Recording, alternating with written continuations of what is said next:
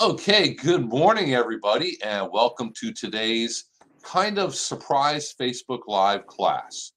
So today you don't get to listen to me. We have one of our Master Gardener volunteers, Angela Reid, on through StreamYard and Facebook Live to talk a little bit about backyard homeowner type greenhouses. So I know a lot of people here in Hernando County and in other areas have greenhouses. It could be a little one, it could be a big one, something in between.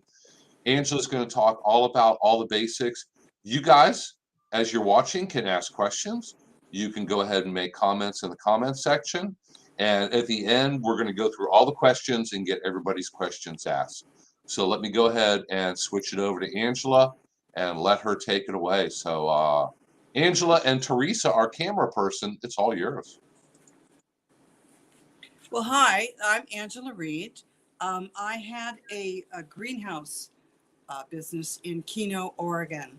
And so that is where I'm used to growing things in a greenhouse. Here's some photographs of the greenhouse I had in Oregon. It was 100 feet long and it was a hoop house. Now, the hoop house is actually the safest one to ventilate and to keep, to maintain. The backyard greenhouses have come down so much in prices, it almost wouldn't pay you to build one from scratch. I think I know this one was probably $150, and I'll tell you why in a minute. And the one I purchased now this was under $200, and that is complete. Now, the problem with the gable style greenhouse is in Florida, it becomes a hot air balloon. And let me tell you why. With the windows on the side, even without the windows on the side, if it's open the front and back, your hot air pocket will get right there and it will lift off in a very, very strong wind. So this is a good example of what happened to my greenhouse. It got lifted up and it was flipped over. The shade house smacked into the greenhouse, which was this one here. And it flipped over and moved it 20 feet. It ended up over here someplace. So that'll give you an idea. By that time, the frame had already been bent and damaged. So it was pretty much unusable. I just use it for potting now. This is an example of the style of greenhouse that I had in Oregon. And it is a much sturdier. You've got this hoop in the front. So you really don't have a weak point. You really don't have a weak point here. This is where it was built, this style, for the snow, but also to keep the temperature more even and to prevent the wind tunnel from coming through. Over here, this is what I wanted to cover today. And that is, first of all, placement. Where do you want to put it? And if you decide you want to have your greenhouse, and this is my little Barbie greenhouse here, but if you want to have a greenhouse just because you want it outside of your kitchen or closer to your house, that might be a wind tunnel. And the way you want to do that is you want to put pinwheels in the yard and see how fast they move. If these pinwheels are spinning around very fast, that is not where you want to put your greenhouse. And believe it or not, the placement of your house versus where your trees are, where your gate is, your gate opening, that is where the wind is going to come rushing through and cause it to flip over. So that is the first lesson that I teach students. Now the second is to prevent the wind tunnels. I place trash cans of water right there. And what that will do, the wind will come and it'll just go up and over.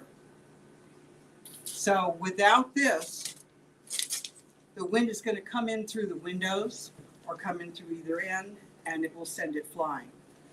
Any greenhouse that you put together, I recommend you put in fence posts.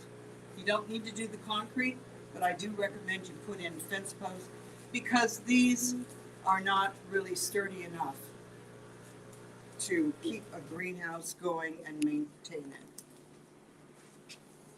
So style, hoop house, or gable.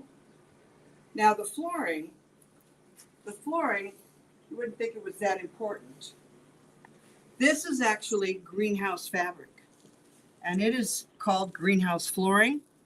And this can be gotten, any of these, this can be gotten at everywhere from, you don't have to just go to Amazon, Walmart, there's Greenhouse Megastore, there's just put in just Google greenhouse supplies, and you'll be surprised there's actually a company called Greenhouse Supply.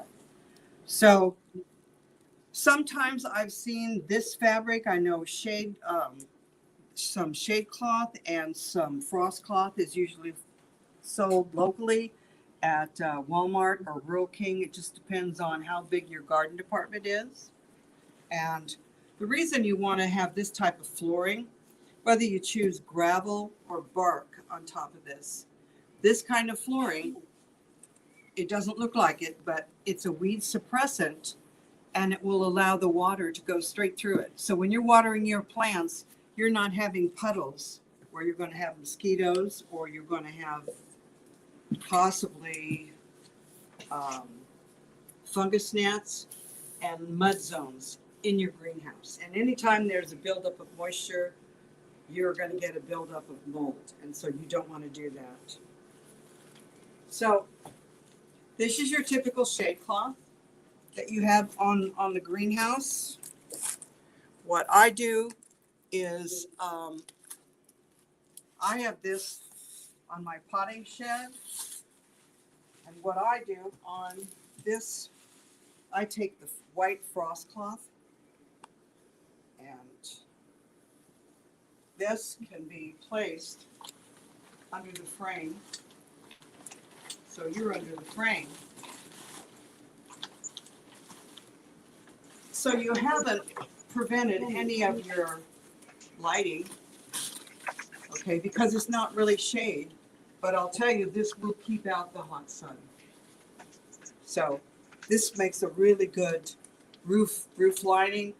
This, I haven't noticed any damage from the sun.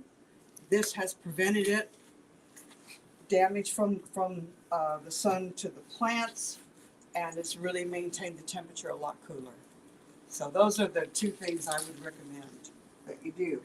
But if you buy just a weed suppressant fabric, within 18 months, you're going to have to replace it.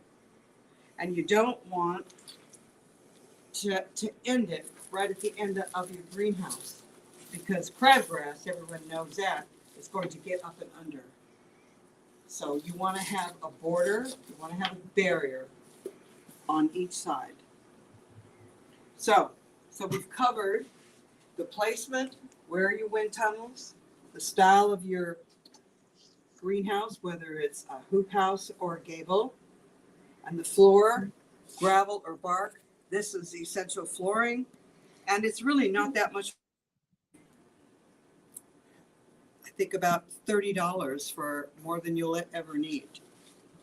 So this is a very good investment. Some people can afford to put pea gravel on top of this. That's outstanding, but that's also expensive.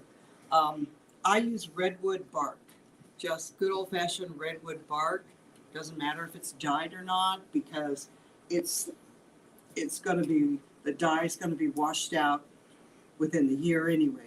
So it'll still maintain its color, but whatever would be on that bark would not be there any longer.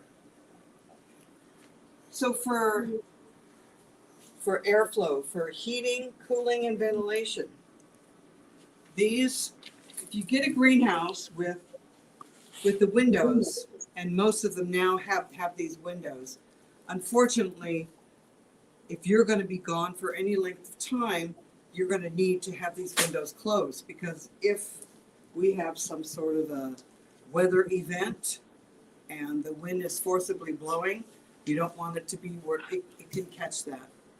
So I would recommend not, if you're going to be gone, close the windows. I have some solar fans, which work really good. The solar fans, as soon as it gets hot, then they start blowing. But where you place your greenhouse is where you're going to get your best ventilation. They also have half greenhouses where you have half of a greenhouse and it's up against a fence or it's up against a wall. So you only have that half to be concerned with. Supplemental lighting. If you're growing vegetable starts, if you're just growing starts, you want to grow your own food, you really don't need to have expensive full spectrum lighting because you don't need it to bloom inside of your greenhouse unless you're growing vegetables in the wintertime. In Florida, you're going to want to have your vegetables outside as soon as the weather gets better. Basically, in Florida, these startup little greenhouse kits are exactly what that means. They're just a startup. And there's something not to be really used year round, although you can.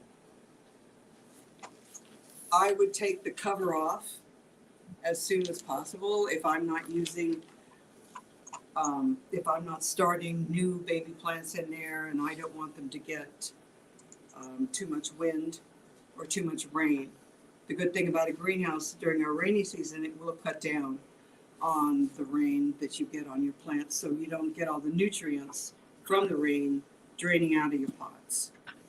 And never forget to put a trash can with water in it. God forbid something would happen, you wouldn't have water for your plants. In Oregon, we always had trash cans alongside of the greenhouse, and they were filled with water. So if the water froze or our pipes froze, we still had something to water our plants with. But also, if we had a storm come, we wouldn't have any damage because this is very heavy. When it's filled with water, it's not going to smack into the side of your greenhouse. So, pest and fungus management. If you have a greenhouse, you don't really notice you have aphids if you're growing vegetables outside or herbs outside. But if you have them in the greenhouse, your biggest problem is going to be fungus gnats and whiteflies. And I have geckos all over my greenhouse. And when I tried to use these stickums, which this looks very cute in a pot, it's sticky tape, okay? So, and this is what's going to happen to a gecko in Florida. So you'll be picking dead geckos off of your sticky tape. You can get the same effect with a yellow cup and Vaseline and just smear it on the yellow cup and it'll catch your fungus gnats, but the geckos can get away free. So this is something else that you might want to consider depending on the type of greenhouse that you have. How you want to use this. You get this, sometimes people throw this away. It's just your typical styrofoam. If you put this along the bars of the greenhouse, you're going to protect your plastic. Because if you think that you can go to Home Depot and get clear plastic and make your own greenhouse, PVC pipe and duct tape, all these things rot away at the plastic. And you really need a good polyvinyl. I like this checkered polyvinyl. If you look at it closely, most of the new backyard greenhouses come with this. And this has got very strong threads. So if something, pine cone or something fell on the greenhouse, it's not going to break the plastic. So, as far as resources go, you can get a lot of resources from even the library, or if you just go online, you can get free magazines. And these are just a few examples. And like I said, your supplies can come from anywhere. Amazon may be the most convenient. Sometimes they're the most expensive. These, I have it in here, these magazines usually come with an insect guide, just a lot of education, a lot of important education. And don't forget University of Florida education when it comes to insects that can invade your greenhouse. That's probably a very good source. Not probably, that is your best source. So do we have any questions, Bill? Yes, we do. Teresa, would you like to read them off? Yes, regarding the location, does east, west, north, or south matter? No, wind matters. Wind is your enemy. Next question. Corey says I use BT Aurelianus for fungal gnats, also called mosquito bits. Is that something that's... And I know that I could answer this one. Yes, you can. Thank Okay. you. What Corey's referring to is the BT Israeliensis, which is what the mosquito control department uses to control mosquitoes. Fungus gnats are a little bit different. And Angela, I'm sure you've seen fungus gnats in a greenhouse before. They're tiny little flies / gnats, and they like really, really wet, muddy soil. So people who have their plants too wet, or if you have a house plant that you overwater and the soil is muddy for a long time, you'll start to get annoying little fungus gnats flying around the house. There is a control if you have a problem with fungus gnats. There is a beneficial nematode that you can order from supply companies that if you sprinkle it on the soil will help control them. So that's a very specific problem and specific solution. So if that helped answer Corey's question, let me go ahead and come back on here. I don't see any other questions. So, Angela, I have a question or two for you.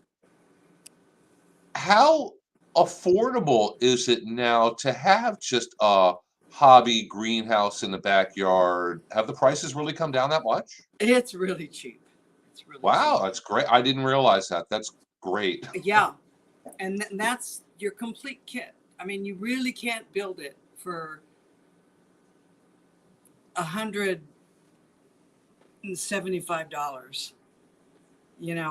With that, you get all of the, let's step over here again to this. You get all of the, this is not a very good picture here. You get all of the hardware, every little piece of hardware that you're going to need. You did not have to go out to the store and buy anything. Just don't lose your directions. Yeah, I'll definitely have to consider that for next winter. Yeah, I know that they do have a double door as to where you can zip it down and you have like a fabric netting, and that's going to be the first thing to go. So just expect that's going to be the first thing to go. Second thing to go is going to be your zipper, and that especially in the wintertime when they're really cold, don't zip down or zip up one side and then try and zip down the other side. I always have candle wax in my greenhouse, and I always wax my zippers. It's just habit. But if that happens, you can't really see from this photograph. This is one of those magnetic screens as to where we could just go in, open it, and then go out. I mean, I thought that was ideal when I set that up. Great way to keep out bugs too.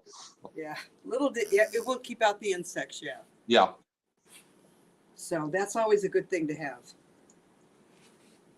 Okay, we got another question. You can do something where you have strips. I know when we had in the wintertime. Okay, here.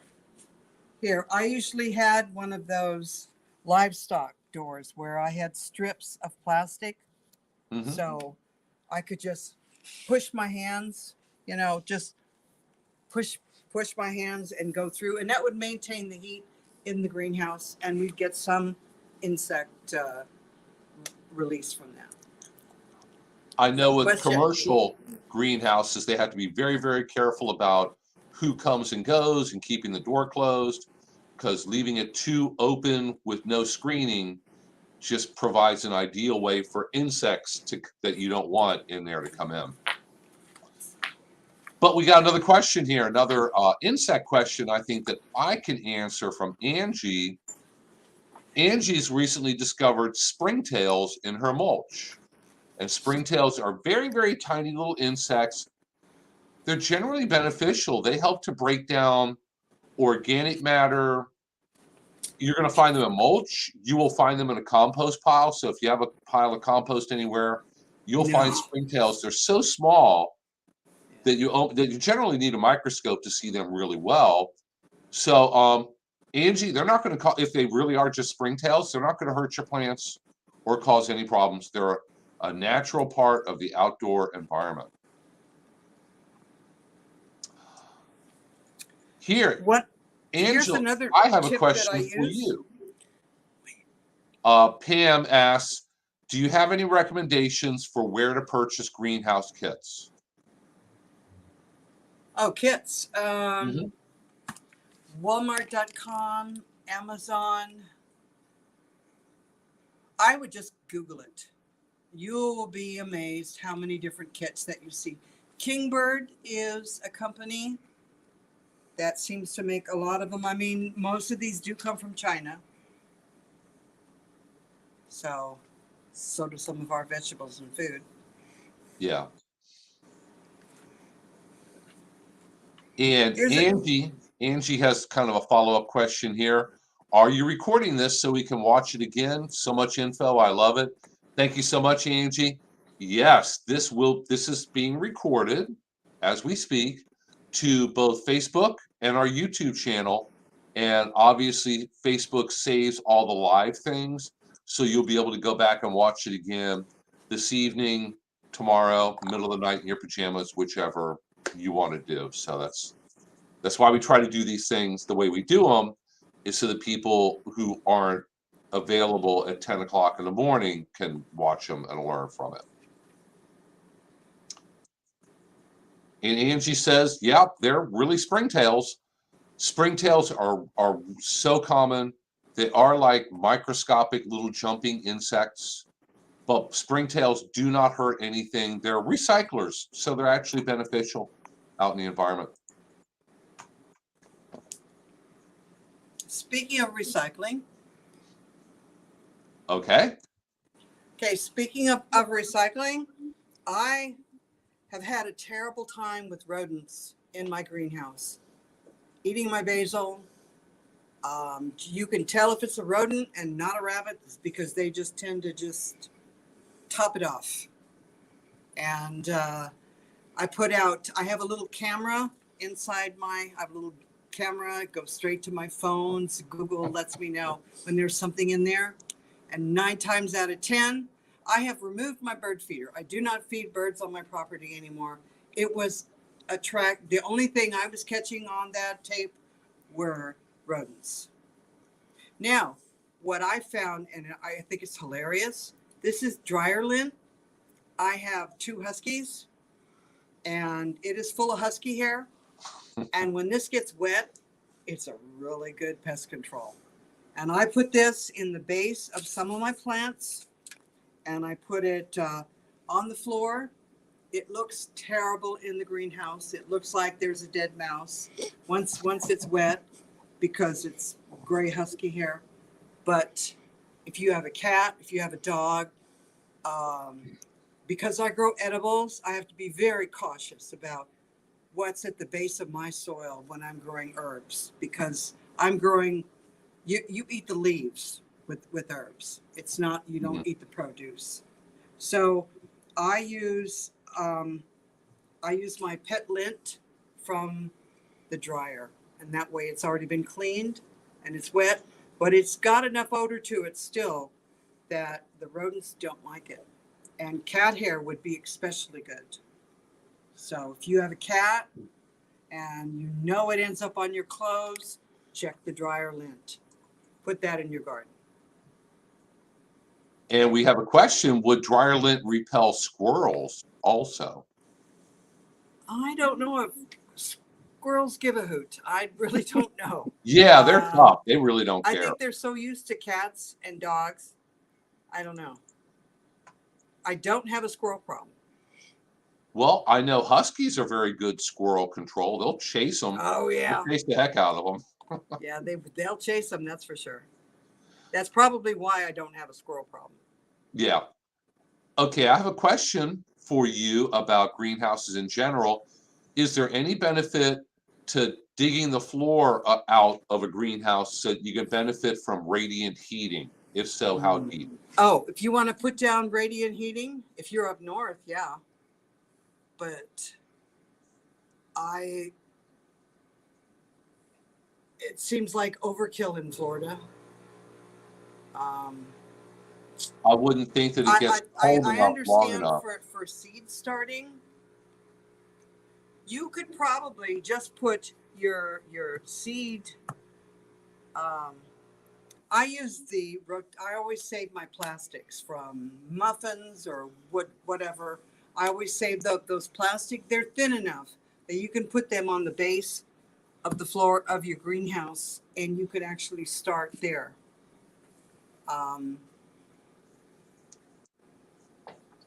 I actually have one like this in my yard, and I will put a small mat here. Once it gets started, I'll move it into my greenhouse. This is an Aldi little greenhouse, and it's just for starts. This is for demonstration purposes. This came from Aldi. $34 complete. So That's a nice small one to start with for somebody. it's small enough to get your seed started. Mm-hmm.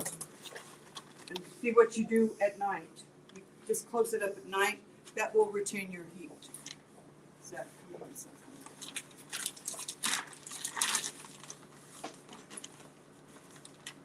Yeah, I would think that's easier than having to drag them in every night. Yeah. I don't know that I would take a 15-foot greenhouse and worry about heating my floor. That's overkill for Florida. Yeah, I The wouldn't think. zipper comes in, I was telling you about. And I bought that last year. And Okay. this is the time of year you're going to see greenhouses at Aldi. So check that Wednesday flyer. We call it Okay. the Isle of Shame at my house because it has all types of things that you don't need to have, but you really want. Yeah, I have a few of those things. Yeah. Okay, I think we got one last question here, or maybe more than one. About the replacement plastic. I guess Corey asked No, for the that's where replacement. they get you. Do they have replacement fitted plastic readily available? If they do, please let me know. Yeah. But that's where they get you, unfortunately. Yeah. Yeah, I know we have a hoop house at our Master Gardener Nursery, and every couple of years we have to replace the plastic. Nothing lasts outside in the Florida sun forever. And when we do, it's not cheap usually, but we start a lot of plants in that hoop house. We do get a lot of benefit out of it. Yeah. I would like to find out where you could get this by the yard, even if you wanted to do a replacement. Yeah. Yeah, that looks like very nice material. Yeah, it is. And if you take care of it, it does. And I leave mine on all year round. because I'm growing herbs to sell all year round. Yeah. But if someone is just growing for the season, I would take this off and fold it up and put it away till next season, and you'll get a lot more years out of it. Yeah, I know with any kind of hoop house / greenhouse, whatever, you can switch between just putting screening up during the hot, sunny time of the year, putting up Yeah. shade cloth in the heat of summer, putting up the plastic to keep it warm in the dead of winter. So you can actually swap out or put other covers on the top, depending on what time of year it is, what you're trying to do.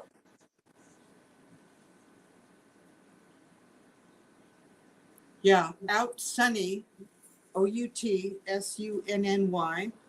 is a greenhouse company also. I believe Walmart was selling their greenhouses. And then also, like I said, Kingbird is another brand. And I'm not sure where that was, but you just Google those two things. King, King, Bird, BIRD. I believe it is possibly all one word. Maybe even kingbird.com. But they're out there, and the prices come down every year. Everything is going up except these portable greenhouses. I know you can watch all kinds of YouTube videos on how to build your own greenhouse, and these people have got 2x4s laid down and PVC pipe and joints and everything, and just the joint of PCV pipe is really expensive. I mean, they put over $300 in just the frame, if you think about it. This is really, this is what I do. Unless you've got a business where you need a 100-foot greenhouse. Mm-hmm. And then you will go ahead and buy an expensive frame. Okay. Well, I don't see any other questions. So, Angela, thank you so much. I'm showing our phone number here if people have any other further questions.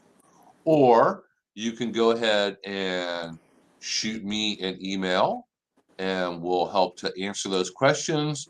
We'll go ahead and follow this Facebook Live on Facebook. So if you put comments on there, we'll do our best to follow them and answer those questions. Let me see if there's anything. Pam says thank you very much. Lee says thank you.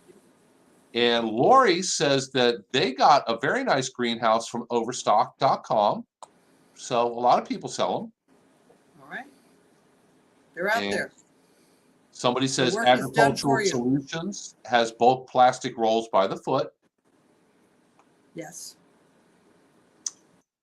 And yeah. The only problem with the kits, if you think you had problems Christmas morning, you need 2 people that can work together in order to erect these greenhouses. And I know to replace the plastic on it, depending on how big it is, you might need a few people. So you might have to have a couple of friends and relatives over and feed them lunch or something for helping. Okay, well, hey, everyone, thank you so much for tuning in. We're going to try to do a lot more of this, a lot more education and teaching here on Facebook and Facebook Live. We're going to try to have more of our master gardeners come in and talk on things that they're experts on. So just follow us on Facebook. Follow Hernando Extension, all one word.com. That has a lineup and a list of all of our upcoming classes, virtual plant clinic, everything we have going on. And until next time, everybody have a fantastic day, and we'll see you all real soon. Bye.